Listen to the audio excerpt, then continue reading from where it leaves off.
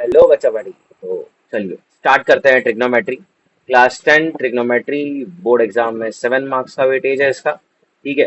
Last 2-3 सालों से trigonometry के 4 मार्क के क्वेश्चंस बहुत ज्यादा बार आ चुके हैं। 3 मार्क्स के लिए भी आ रहे हैं, 4 मार्क के लिए भी आ रहे हैं। तो सबसे ज्यादा फोकस करना है ट्रिग्नोमेट्री पे, क्योंकि इसमें से जो क्वेश्चंस पूछ रहे हैं वो है हॉट टाइप क्वेश्चन, एंड जो भी इसका सॉल्व एग्जाम्पल की वर्ड प्रॉब्लम है उसके बेसिस पे है ना। कंसेप्ट के बेसिस पे क्वेश्चंस आ रहे हैं। ठीक है। चलिए, ट्रिग्नोमेट्री। जैसा कि आप जानते हैं, 9th स्टैंडर्ड में आपने पढ़ा है ट्रिग्नोमेट्री। ट्री मतलब होता है 3 साइड्स, है ना। थ्री गोनो मतलब होता है साइड्स, मेट्रॉन मतलब होता है मेजर। तो 3 साइड मेजर वाला आप ट्राइंगल पढ़ते हैं। जैसा कि आपने प्रीवियस ईयर में पढ़ा होगा, आपने राइट एंगल ट्राइंगल के बारे में पढ़ा होगा। कौन सा ट्राइंगल पढ़ा होगा? Right angle triangle. तो ट्रिग्नोमेट्री में हम जो ट्राइंगल यूज करते हैं वो है राइट एंगल ट्राइंगल, राइट। अच्छा, राइट एंगल ट्राइंगल में एक एंगल क्या होगा? 90 डिग्री। 90 के सामने वाला हमेशा क्या होता है? हाइपोटेनियस। अच्छा, अभी यहाँ पे ना ट्रिग्नोमेट्री में बहुत सारी चीजें यूज होती है, जैसे सिंबल्स यूज होते हैं। जैसे डिग्री के बदले कुछ सिंबल्स यूज होते हैं, जैसे इसको हम बोलते हैं थीटा। ये तो आपने पढ़ा होगा, है ना। फिर अल्फा बीटा ये सब भी आपने पढ़ा है अभी क्वाड्रेटिक में। ये भी चीजें यूज होती है इसमें। ओके। अच्छा, अच्छा, सबसे इंपॉर्टेंट होता है थीटा। ठीक है, अब थीटा के ऊपर ही सारे सम्स होते हैं, बट अगर अल्फा बीटा भी इसके बदले यूज होता है कभी कभार, है ना। ट्रिग्नोमेट्री में अगर आप 21 सेट से क्वेश्चंस करोगे, प्रैक्टिस करोगे प्रीवियस ईयर पेपर्स, है ना। रिसेंटली अगर आपने जुलाई का पेपर देखा होगा तो जुलाई 2026 के पेपर में भी अल्फा के ऊपर क्वेश्चन लिख के आया कि alpha is a acute angle. तो वो भी क्वेश्चन देखना। चलिए, उससे बेटर हम स्टार्ट करते हैं यहाँ पे। तो यहाँ पे क्या दिया हुआ है? एक राइट एंगल ट्राइंगल है, राइट। राइट एंगल ट्राइंगल में जब भी 90 के सामने वाला होता है उसको हम क्या बोलते हैं? हाइपोटेन्यूज बोलते हैं। समझो, थीटा फिर कहाँ बनेगा? थीटा या तो एंगल ए पे बनेगा या फिर एंगल सी पे बनेगा। ये दोनों में से किसी एक जगह पे बनेगा, क्योंकि जो 90 डिग्री होता है उस पर तो थीटा पॉसिबल ही नहीं है। अच्छा, ए पे बनेगा तो सी पे बनेगा। तो अगर थीटा आपका बनता है सी पे फॉर एग्जांपल, तो थीटा के सामने वाला क्या बनेगा? अपोजिट। क्या बनेगा? अपोजिट। और 90 के सामने वाला क्या बनेगा? हाइपोटेनियस। और जो बच गया वो क्या बनेगा? एडजेसेंट। तो इसका मतलब हाइपोटेनियस क्या बना? ए सी। अपोजिट क्या बना? A B. और एडजेसेंट क्या बना? B C. सेम अगर आप ये वाला ट्राइंगल लेते हो, बस मैं एंगल चेंज कर देता हूँ। एंगल में एंगल ए ले लेता हूँ और एंगल ए पर मैं थीटा बनाता हूँ, तो थीटा के सामने वाला कौन है? बीसी। तो बीसी क्या बना मेरा? अपोजिट। बराबर है। अच्छा, 90 के सामने वाला हाइपोटेनस अगेन वो मेरा एसी बन जाएगा, राइट।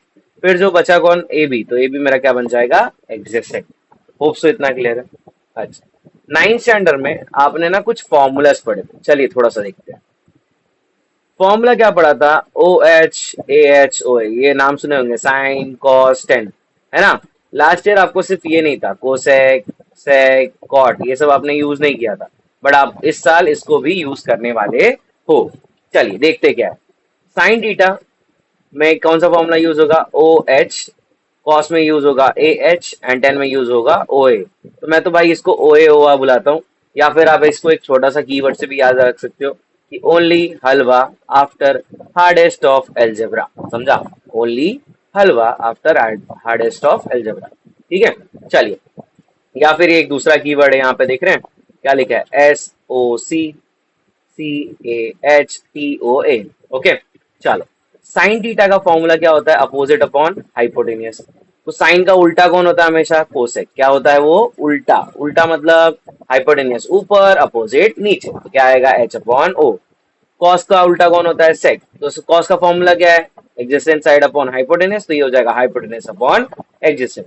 देन टेन का फॉर्मूला क्या होता है? Opposite upon adjacent. तो कॉट इसका उल्टा होता है, किसका? टेन का। तो टेन का उल्टा क्या करेंगे? Adjacent upon opposite. क्लियर? अच्छा, दो फॉर्मूले और हैं टेन और कॉट के, तो वो याद रखने के। Tan theta equals to sine upon cos, and cot theta equals to cos upon tan. Clear? चलिए नेक्स्ट, इनवर्स फॉर्मूला, या फिर मैं बोलूं रिलेशन फॉर्मूला, है ना। तो सबसे पहला फॉर्मूला क्या है? Sine theta equals to one upon cosec. Cosec theta equals to one upon sine. जैसा कि हमने प्रीवियस अभी पढ़ा ना फॉर्मूले में, कि अगर साइन, मैंने बोला ना साइन का जो फॉर्मूला है उसका उल्टा कौन होता है? कोसेक। तो वैसे ही यहाँ पे अगर मुझे साइन का वैल्यू चाहिए, मेरे पास कोसेक की वैल्यू है, तो मैं इनवर्स फॉर्मूले से निकाल सकता हूँ। सेम अगर मेरे पास कोसेक की वैल्यू मुझे चाहिए, तो मेरे पास अगर साइन की वैल्यू है तो मैं निकाल सकता हूँ। और अगर मैं इस साइन को इधर भेज दूं कोसेक के पास, तो ये क्या हो जाएगा? Sine into cosec is equals to one. तो तीनों है, आपको तीनों को याद रखना है अच्छे से। देन कॉस के लिए इनवर्स में कौन आएगा, 1/sec। सेक का इनवर्स क्या होता है, 1/cos, and sec into cos is 1। Tan का इनवर्स क्या होता है, 1/cot। कॉट का इनवर्स 1/10। क्लियर। चल नेक्स्ट। नेक्स्ट आता है बहुत ही इंपॉर्टेंट, जो आपने पढ़ा होगा लास्ट ईयर भी, है ना, सबसे ज्यादा आइडेंटिटी यही यूज की होगी पूरी एक्सरसाइज में। कौन, क्या है आइडेंटिटी का नाम, sine square plus cos square equals to 1। तू मेरा साइन स्क्वायर, मैं तेरी कॉस स्क्वायर, आजा चल मिलके एक हो जाए, है ना। अच्छा, इसको कैसे लिख सकते हो, इसको ऐसा लिख सकते हैं, अगर मैं इसको थोड़ा सा मॉडिफिकेशन करके लिखूं तो मैं इसको क्या लिख सकता हूँ, अगर मैं सपोज करो कि मैंने साइन को अगर 1 के पास भेजा, तो यहाँ पे कौन अकेला बचा, कॉसेक कॉस थीटा। तो यहाँ पे लिखूंगा 1 माइनस साइन स्क्वायर थीटा, ये कैसे लिख सकता हूँ। अगर मान लो मेरे को क्या किया, मैंने कॉस को उधर भेजा, तो क्या लिखूंगा, sine theta sine square theta equals to 1 minus cosec square theta. तो ये याद रखना, आइडेंटिटी ये है। तो अगर हमने कभी भी वैल्यूज को भेजा तो वो इस तरीके से भेजना है। ओके, ये याद रखना। अब जो दो आइडेंटिटी आपने लास्ट से नहीं पढ़ी थी वो आप देख रहे हैं, आपके सामने क्या लिखा है, 1+tan² is equal to sec square. ठीक है, and 1+cot² equal to cosec square. तो 1+tan² equal to sec square को मैं क्या लिख सकता हूँ, अगर मैं सपोज करता हूँ कि मैं 1 को अकेला छोड़ रहा हूँ, तो यहाँ पे क्या हो जाएगा, sec square theta minus tan square theta. ठीक है, चलो नेक्स्ट यहाँ पे क्या आ जाता है, यहाँ पे अगर मैं कॉट को उधर भेजू तो ये क्या हो जाएगा, cosec square theta minus cot square theta is equals to 1। Clear. चलो नेक्स्ट। नेक्स्ट आता है ट्रिग्नोमेट्री टेबल। क्या आता है, ट्रिग्नोमेट्री टेबल। ठीक है। अच्छा, सबसे पहले करना क्या है, ध्यान से समझो। यहाँ पे आपको एक टेबल बनाना है। जब भी आपको क्वेश्चन पेपर मिलता है, साथ में आंसर शीट मिलती है, आंसर शीट के सबसे पहले पीछे साइड में रफ वर्क में आपको एक ट्रिग्नोमेट्री टेबल बना लेना है। ठीक है, बनाओगे कैसे, याद रखो कैसे करना है आपको। सबसे पहले ये याद रखना कि 0 का रूट हमेशा क्या होता है, 0। 1 का रूट हमेशा क्या होता है, 1। 4 का रूट हमेशा 2, और √2 और √3 तो हमेशा रूट में ही रहते हैं, रूट के बाहर आ ही नहीं सकते क्योंकि वो परफेक्ट स्क्वायर नहीं है। अच्छा, सबसे पहले थीटा के बदले आपको यहाँ पे वैल्यू क्या लेनी है, 0 डिग्री, 30 डिग्री, 45, 60, 90। ठीक है, वैसे तो 360 तक होता है, बट हमें अभी फिलहाल इतना ही पढ़ना है। तो 0 डिग्री, 30 डिग्री, 45, 60 या 90।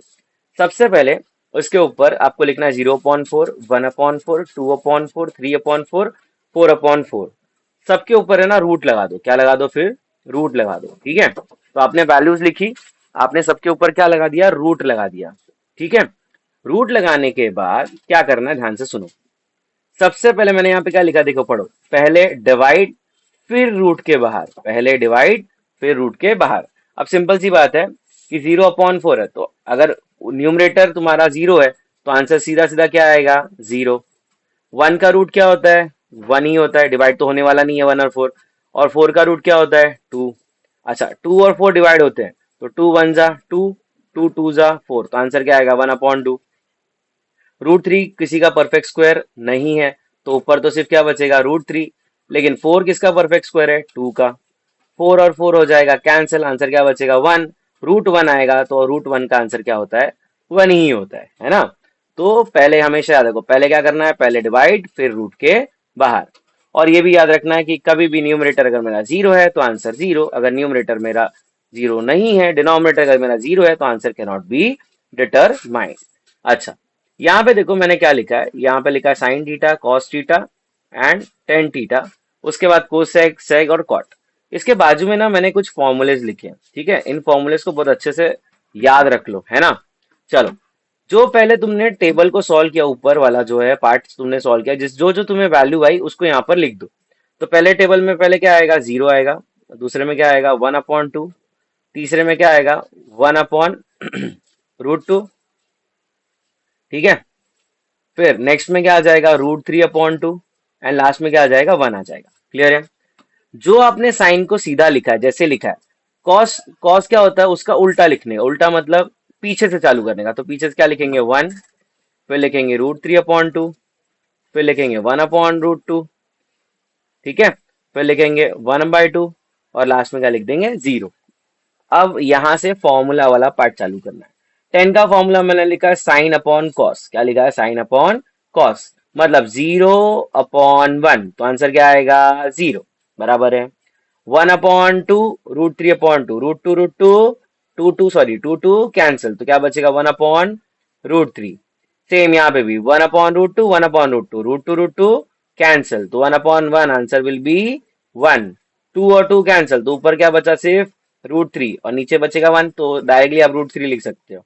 एंड 1/0, 1/0 मैंने बोला ना डिनोमिनेटर कभी भी जीरो नहीं होता है, अगर होगा तो वो क्या बनेगा, can not be determined. Can not B क्या हो जाएगा बेटा, can not be determined. Clear. चलो नेक्स्ट आता है कोसेक। ठीक है, कोसेक किसका इनवर्स है, साइन का। ठीक है, तो 1/, साइन का वैल्यू लिखना है, तो 1/0 answer can not be determined. अच्छा 1/1/1/2, तो ये ऊपर जाके क्या होता है, मल्टीप्लाई, तो आंसर क्या आएगा 2, तो इसका आंसर आएगा 2।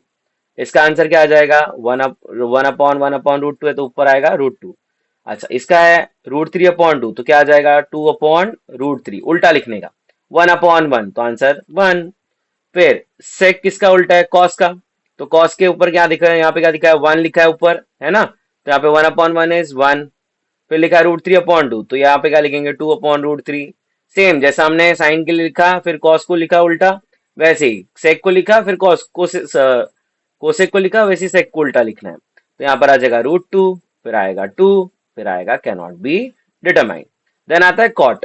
कॉट के लिए आपको क्या करना है, सबसे पहले आपको किसका वैल्यू लेना है, यहाँ पे 1/10 का वैल्यू लेना है, तो 10 का वैल्यू में पहले क्या था, 0।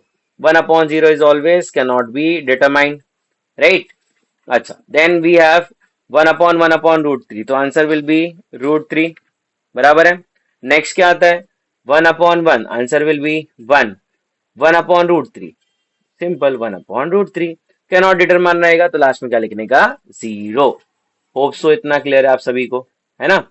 अच्छा नेक्स्ट आपका आता है कुछ छोटे बहुत से रिलेशन फॉर्मूला है जो आपने 9th स्टैंडर्ड में भी पढ़े होंगे, कि sine theta equals to cos 90 minus theta, cos theta equals to sin 90 minus theta, and tan theta into tan 90 minus theta is always equals to 1। ठीक है, हमेशा याद रखो ट्रिग्नोमेट्री जैसा चैप्टर हो, ट्रिग्नोमेट्री, चाहे वो कोऑर्डिनेट ज्योमेट्री हो, चाहे वो मेंसुरेशन चैप्टर हो, किसी भी चैप्टर में ज्योमेट्री के अगर आप फॉर्मूलाज को नहीं लिख रहे हो डेली बेसिस पे, एटलीस्ट है ना, जब तक फॉर्मूला याद नहीं होता ना तब तक 5 टाइम्स लिखो। जैसे ही याद होने लगे तो उसकी फ्रीक्वेंसी कम कर दो, बट वन टाइम आप मेक श्योर कि आप फॉर्मूला लिख रहे हो। फॉर्मूला लिखोगे, सम्स को सॉल्व करोगे डेली बेसिस पे, तभी ट्रिग्नोमेट्री समझ में आएगी। बहुत सारे बच्चों को दिक्कत आती है बिकॉज उनको फॉर्मूला ही नहीं आता। तो सबसे पहले कभी भी ट्रिग्नोमेट्री आप स्टार्ट करोगे तो सबसे पहले आपको फॉर्मूलाज पढ़ना है, अच्छे से गो थ्रू करना है आपको। ठीक है, एक बार आपको फॉर्मूलाज आने लगे तो आपको चैप्टर इजी हो जाएगा। ठीक है, तो मिलते हैं नेक्स्ट वीडियो में with the practice set 6.1। Okay, till the time revise the formulas, go through the formulas, and जैसा मैंने बोला था फॉर्मूलाज को 1 टाइम 2 टाइम्स लिखो जब तक याद नहीं हो रहा, बट डेली बेसिस पे लिखो। Okay, all the very best, thank you.